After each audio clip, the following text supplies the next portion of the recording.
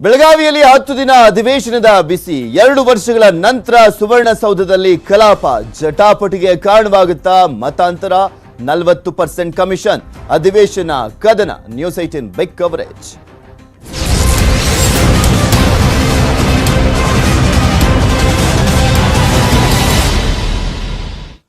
ನಾಳೆಯಿಂದ ಬೆಳಗಾವಿಯ ಸುವರ್ಣಸೌಧದಲ್ಲಿ ಅಧಿವೇಶನ ನಡೆಯಲಿದೆ। ನಾಳೆಯಿಂದ ಡಿಸೆಂಬರ್ 24ರವರೆಗೆ ಚಳಿಗಾಲದ ಅಧಿವೇಶನ ನಡೆಯಲಿರುವಂತದ್ದು। ಅದು ಬರೋಬ್ಬರಿ 2 ವರ್ಷಗಳ ಬಳಿಕ ಬೆಳಗಾವಿಯಲ್ಲಿ ಅಧಿವೇಶನ ನಡೀತಾ ಇರುವಂತದ್ದು।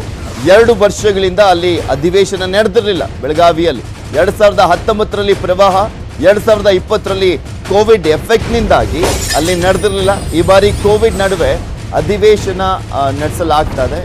ಕಡಿಮೆ ಇದೆ ನಮ್ಮ ರಾಜ್ಯದಲ್ಲಿ, ಅಲ್ಲಿ ಬೆಳಗಾವಿಯಲ್ಲಿ ಅಧಿವೇಶನವನ್ನ ಮಾಡುವಂತ ನಿಟ್ಟಿನಲ್ಲಿ ಅಂತೂ ಇಂತೂ ಸರ್ಕಾರದವರು ಮುಂದಾದ್ರು।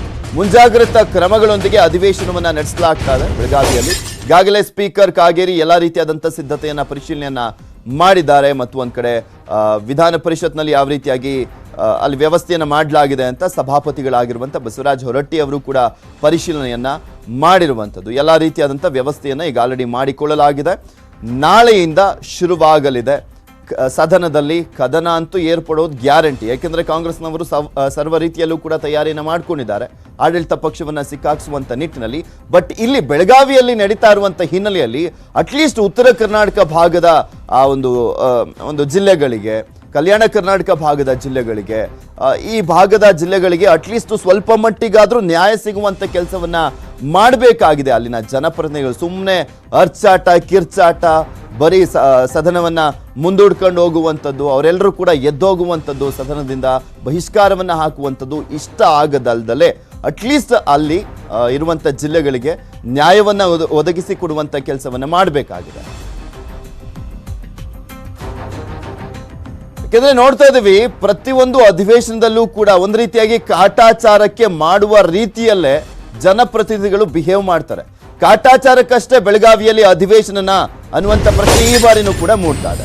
ಉತ್ತರ ಕರ್ನಾಟಕದ ಜನರ ಕಷ್ಟಕ್ಕೆ ಸ್ಪಂದಿಸಲ್ವಾ? ಯಾಕೆಂದ್ರೆ ಈ ಹಿಂದಿನ ಒಂದು ಅಧಿವೇಶನಗಳನ್ನ ಗಮನಿಸುವಂತ ಸಂದರ್ಭದಲ್ಲಿ ಅದು ಕೂಡ ಹಂಗೆ ಅನ್ಸೋದು, ಬರೀ ಕಾಟಾಚಾರಕ್ಕೆ ಮಾಡ್ತಾರಲ್ಲ ಇಲ್ಲಿ ಬಂದ್ಬಿಟ್ಟು ಅಂತ। ಇವ್ರು ಕಿತ್ತಾಡಂಗಿದ್ರೆ ಬೆಂಗಳೂರಲ್ಲೇ ಹೋಗಿ ಕಿತ್ತಾಡ್ಕೊಬೋದಲ್ಲ ಅಂತನೂ ಕೂಡ ಅಲ್ಲಿನ ಜನ ಮಾತಾಡ್ಕೊಳ್ತಾ ಇದ್ರು। ಅಟ್ಲೀಸ್ಟ್ ಈ ಬಾರಿನಾದ್ರೂ ಕೂಡ ಆ ಮಾತು ಚೇಂಜ್ ಆಗಿ ಬಂದ್ರಪ್ಪ, ಇಲ್ಲಿ ಅಧಿವೇಶನ ಮಾಡಿದ್ರು, ಸ್ವಲ್ಪ ಮಟ್ಟಿಗಾದ್ರೂ ನಮ್ಗೆ ಸ್ವಲ್ಪ ನ್ಯಾಯ ಒದಗಿಸುವಂತ ಕೆಲಸವನ್ನ ಮಾಡ್ತಾ ಇದ್ದಾರೆ, ಅಭಿವೃದ್ಧಿ ಕೈಗೊಳ್ಳುವಂತ ನಿಟ್ಟಿನಲ್ಲಿ ಕ್ರಮಗಳನ್ನ ಕೈಗೊಳ್ತಾ ಇದ್ದಾರೆ ಅನ್ನುವ ನಿಟ್ಟಿನಲ್ಲಾದ್ರೂ ಸರ್ಕಾರ ಕ್ರಮಗಳನ್ನ ಕೈಗೊಳ್ಳಬೇಕಾಗಿದೆ, ಯೋಜನೆಗಳನ್ನ ಜಾರಿ ಮಾಡಬೇಕಾಗಿದೆ। ಒತ್ತಾಯ ತೋರಿಕೆಗಷ್ಟೇ ಬೆಳಗಾವಿಯಲ್ಲಿ ಅಧಿವೇಶನ ಮಾಡ್ತಾ ಇದ್ದಾರಾ ಅನ್ನುವಂಥ ಪ್ರಶ್ನೆಗಳು ಪ್ರತಿ ಬಾರಿನೂ ಕೂಡ ಬರುತ್ತೆ। ಕೋಟಿ ಕೋಟಿ ಖರ್ಚು ಮಾಡ್ತಾರ್ರಿ ಅಲ್ಲಿ ನಡೆಯುವಂತ 10 ದಿನದ ಒಂದು ಅಧಿವೇಶನಕ್ಕೋಸ್ಕರ, ಆದ್ರೆ ಅದಕ್ಕೆ ಏನ್ ಪ್ರಯೋಜನ ಅನ್ನುವಂಥ ಪ್ರಶ್ನೆ ಕೂಡ ಉಟ್ಕೊಳ್ಳುತ್ತೆ। ಸುವರ್ಣಸೌಧ 2012ರಲ್ಲಿ ಅಲ್ಲಿ ಕಟ್ಟಲಾಗಿತ್ತು, ಉತ್ತರ ಕರ್ನಾಟಕ ಭಾಗದ ಜನರ ಕಷ್ಟ ಪರಿಹಾರವಾಗ್ಲಿ ಅನ್ನುವ ಮೇನ್ ಉದ್ದೇಶ ಇತ್ತು ಅಲ್ಲಿ ಕಟ್ಟುವಂತ ಮುಂಚೆ। ಪ್ರತಿ ಅಧಿವೇಶನಕ್ಕೂ 12ರಿಂದ 15 ಕೋಟಿಯನ್ನ ಖರ್ಚು ಮಾಡಲಾಗುತ್ತೆ, ಅದು ನೀರಲ್ಲಿ ಹೋಮ ಮಾಡ್ದಂತ ಆಗ್ತಾ ಇದೆ ಅನ್ನೋದು ಕೂಡ ಸಾಕಷ್ಟು ಜನರು ಆಕ್ರೋಶವನ್ನ ವ್ಯಕ್ತಪಡಿಸ್ತಾನೆ ಇರ್ತಾರೆ। ಸನ್ಮಾನ್ಯ ಸಭಾಪತಿ ಬಸವರಾಜ ಹೊರಟ್ಟಿ ಅವರಿಗೆ ಒಂದು ಮನವಿ ಕೊಟ್ಟಿದ್ವಿ, ಈ ಒಂದು 15 ದಿವಸ ಅಧಿವೇಶನದಲ್ಲಿ ಉತ್ತರ ಕರ್ನಾಟಕಕ್ಕೆ ಸಂಬಂಧಿಸಿದ ಸಮಸ್ಯೆಗಳ ಬಗ್ಗೆ ಚರ್ಚೆಗೆ ಒತ್ತು ಕೊಡ್ರಿ ಮತ್ತು ಸಮಸ್ಯೆಗಳನ್ನು ಪರಿಹಾರಕ್ಕೆ ಒತ್ತು ಕೊಡ್ರಿ ಅಂತ ಹೇಳಿದ್ವಿ। ಯಾಕಂದ್ರೆ ಯಾವುದೇ ರಾಜಕೀಯ ಚರ್ಚೆ ಗಲಾಟೆ ಆಗೋದು, ವಾದಿವಾದ ಆಗೋದು ಆಗಬಾರ್ದು। ನಮ್ಮ ಬಡಿಗಡಿ ಭಾಗದ ಕನ್ನಡಿಗರು ಹಿಡ್ಕೊಂಡು ಬೀದರ್ ಗುಲ್ಬರ್ಗ ತನ ಎಲ್ಲರದು ಆಶಯ ಏನಂದ್ರೆ ಇಲ್ಲಿ ಉತ್ತರ ಕನ್ನಡ ಸಮಸ್ಯೆಗಳ ಚರ್ಚೆ ಆಗಬೇಕು, ಅದಕ್ಕೆ ಪರಿಹಾರ ಸಿಗಬೇಕು ಅಂತೇಳಿ ನಮ್ಮ ಒತ್ತಾಸೆ ಇದೆ। ಸನ್ಮಾನ್ಯ ಸಭಾಪತಿ ಬಸವರಾಜ ಹೊರಟ್ಟಿ ಅವರಿಗೆ ಒಂದು ಮನವಿ ಕೊಟ್ಟಿದ್ವಿ, ಇವತ್ತು 500 ಕೋಟಿ ರೂಪಾಯಿ ಖರ್ಚು ಮಾಡಿ ಇವತ್ತು ಬೆಳಗಾವಿಯಲ್ಲಿ ಸುವರ್ಣಸೌಧವನ್ನು ಕಟ್ಟಿದೆ, ಆದರೆ ಅದು ಕ್ರಿಯಾಶೀಲ ಆಗಿಲ್ಲ, ಆದರೆ ಸದ್ಬಳಕೆ ಆಗ್ತಾ ಇಲ್ಲ।